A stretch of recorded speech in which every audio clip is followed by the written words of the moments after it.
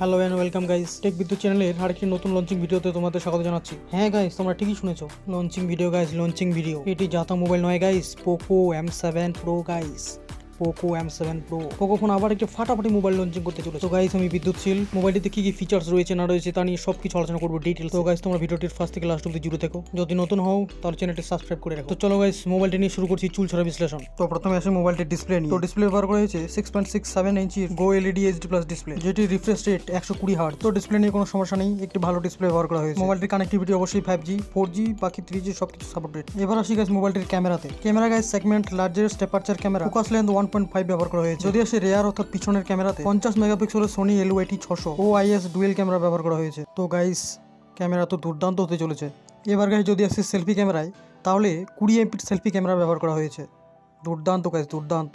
এবার আসি গাইস মোবাইলের প্রসেসর, রোম এবং র্যামে। প্রসেসর ব্যবহার করা হয়েছে guys MediaTek Dimensity 7025 ultra processor. মোবাইলটিতে রোম র্যাম গাইস দুটি ভাগে বিভক্ত, একটি 6128 এবং অন্যটি 8256। মোবাইলটি গাইস তিনটি কালারের ভেরিয়েন্ট নিয়ে বাজারে আসছে, অলিভ টুইলাইট, লুনার ডাস্ট এবং ল্যাভেন্ডার ফ্রস্ট। তোমাদের পছন্দ মতো তোমরা যে কোনো একটা কালার নিতে পারো। এবার আসি গাইস মোবাইলটির স্পিকার এবং ভলিউম নিয়ে। মোবাইলটিতে ব্যবহার করা হয়েছে দুটি স্টেরিও স্পিকার, যা কিন্তু ডলবি অ্যাটমস সাপোর্টেড। শুনতে কিন্তু দারুণ গাইস। আর একটা জিনিস বলে রাখি গাইস, মোবাইলটিতে কিন্তু 300% ভলিউম ইনক্রিজ হবে গাইস। মোবাইলটি AI জুম সাপোর্টেড, অর্থাৎ AI জুম সাপোর্ট করবে। মোবাইলটিতে গাইস 2100 পিক নাইট ব্রাইটনেস রয়েছে। তাছাড়া গাইস মোবাইলটিতে প্রোটেক্টর হিসেবে IP64 ব্যবহার করা হয়েছে, যা কিন্তু ধুলোবালি এবং জল প্রোটেক্ট করবে। 3.5mm অডিও জ্যাক রয়েছে, IR blaster supported, dual SIM supported. মোবাইলটির ক্যামেরা গাইস HDR সাপোর্টেড। HDR থাকবে গাইস, সেটাই স্বাভাবিক, কারণ সোনির ক্যামেরা ব্যবহার করেছে।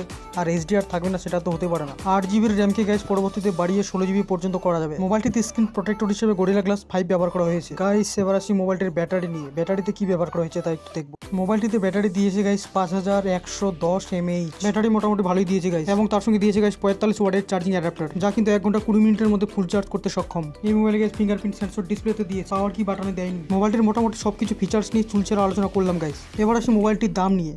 গাইস পোকো কোম্পানি মোবাইলটির দাম রেখেছে 15,000, এটি তার লঞ্চিং দাম, এবং পরবর্তীতে হয়তো ছাড়টার আসবে নিশ্চয়ই। এবার বলি গাইস, মোবাইলটি লঞ্চ হতে চলেছে 20 তারিখে, অর্থাৎ 20 ডিসেম্বর 2024 দুপুর 12টায় ফ্লিপকার্টে। এবার আসি গাইস আলোচনার মূল তথ্যে।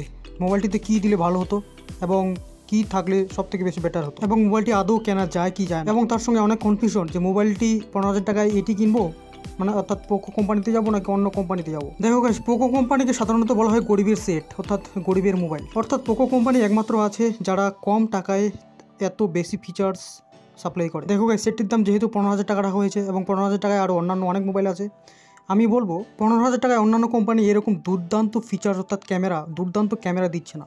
যদি তোমরা ক্যামেরা লাভার হয়ে থাকো, যদি তোমরা ক্যামেরা সব থেকে ক্লিনার এবং ভালো চাও, বুঝতেই পারছো গাইস সোনির ক্যামেরা দিচ্ছে, তার মানে কত ভালো হতে চলেছে সেটটি ক্যামেরার দিক দিয়ে। তো যদি সেরকম তোমাদের থাকে বাজেট এবং ক্যামেরা ভালো চাও, তাহলে এই সেটটির দিকে একেবারে নিশ্চিন্তে চলে যাও, খুব ভালো ক্যামেরা হতে চলেছে।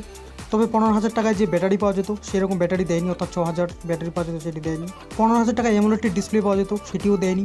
এবং 15,000 টাকায় স্ন্যাপড্রাগন প্রসেসর পাওয়া যেত, এবং সেটিও ব্যবহার করিনি এই মোবাইলটিতে। কিন্তু সব কিছু মোটামুটি ঠিকঠাকই ব্যবহার করেছে, খুব বেশি ভালো ব্যবহার করেনি, কিন্তু মোটামুটিটা ভালো ব্যবহার করেছে। 15,000 টাকা যে একবারই জ্বলে যাবে সেটি নয়। যদি চাও ক্যামেরার দিকে যেতে চাও, তোমরা ক্যামেরা নিতে পারো। মোবাইলটি খুব ভালো একটি মোবাইল, পোকো কোম্পানি, ঠিক আছে। কিন্তু প্রোটেকশনের দিক থেকে দেখলাম ভালোই ব্যবহার করেছে। মোবাইলটি নিয়ে 2 থেকে 3 বছর নিশ্চিন্তে চলে যাবে, সেটি আমি বলতে পারি। তো গাইস, নেবে কি নেবে না তোমাদের ব্যাপার, আমি তো বলে দিলাম সব কিছু।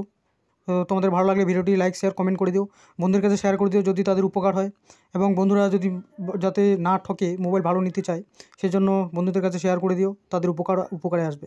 তো গাইস, দেখা হচ্ছে এরপরে কোনো আপকামিং টেক ভিডিও নিয়ে। ততক্ষণে ভালো থেকো, সুস্থ থেকো, নমস্কার, এবং চ্যানেলটি সাবস্ক্রাইব করে চ্যানেলটির পাশে থেকো। ধন্যবাদ।